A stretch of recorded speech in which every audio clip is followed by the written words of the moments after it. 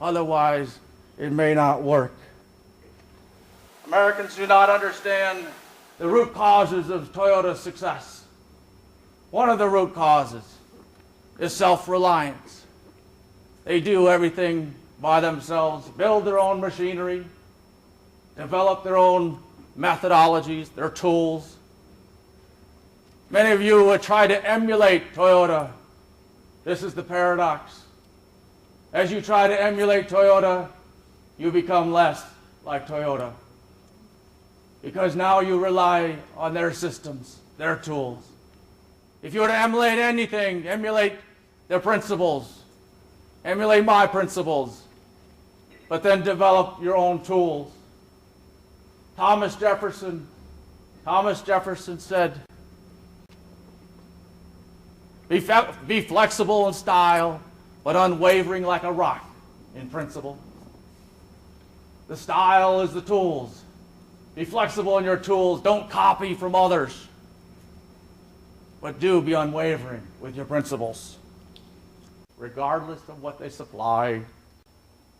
Americans could not understand in the 70s and 80s why the Japanese would not buy from American companies. They were just practicing what I taught them. They had relationships for 30, 35 years that were important to them. They valued those relationships. It was important to their business. They did not want to award business to a new supplier based on a few pennies. American companies can learn from this today more than ever before. So sometimes when I talk to executives, I ask them some questions. What was the original reason why you began to outsource? Why did you do it? Was it to keep up with the competition? Everyone else was doing it? Is that why? Then I asked them when they did make the decision, did they make the decision based on total cost? The cost of problems? The cost of rework and repair? When you deal with the product that comes over from Japan over and over again? The cost of money when you pay for products when it leaves dock in China and travels all this way? The cost of lead times, the cost of not having any leverage when you receive non-conforming product and you have to deal with it, with engineers and operators and mechanics having to deal with the product to save a few dollars. What about the cost of sending employees over to China for months at a time? And then the cost of not having those same employees back at the home office. What about the cost of not understanding the culture and the people with whom you're dealing with? The language, the values. These are all hidden costs, invisible costs that add up to lots of money. Then I finally asked those executives, are you more profitable today than before when you make the outsourcing decision? Many times they're not. And if not, I say, was it a wise decision? I ask them, what are you in business for? What is your purpose? Was to make money? It's not a wise decision.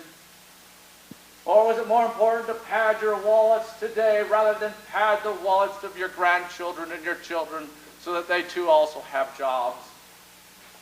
Dr. Deming, what made you want?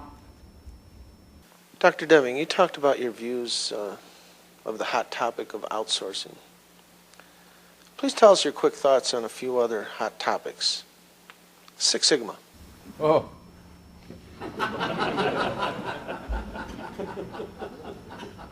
I best stand on this one.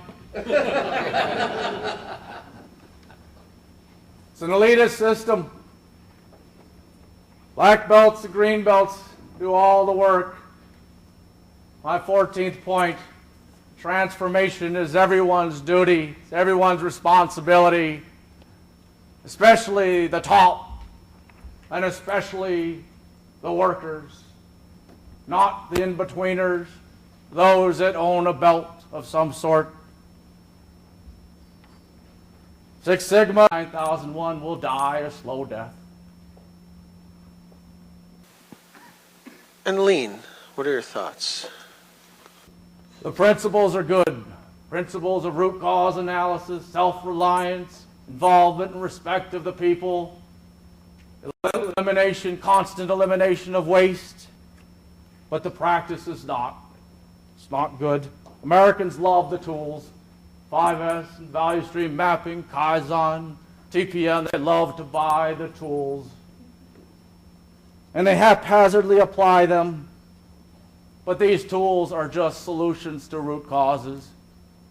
One day, perhaps a long time ago, an operator made a mistake, made some faulty product. Someone at Toyota decided to do root cause analysis, involved the person, talked with them, said, why did that happen? He says, I used the wrong tool. Why did you use the wrong tool? I couldn't find the right tool. Why couldn't you find the right tool? Because there's no place for it. There's no organization. And so they started to organize, and they developed a tool that eventually turned into 5S. So now Americans just jump to 5S without doing root cause analysis first, without developing another tool that's maybe more appropriate for their own business, their own practices. The principles were there, but we don't practice the principles in the States. You just copy tools. It's easy to copy tools. Once again, leadership buys the tools, doesn't worry about changing itself. There will be no true improvement or sustained improvement or change without change in leadership and its ways.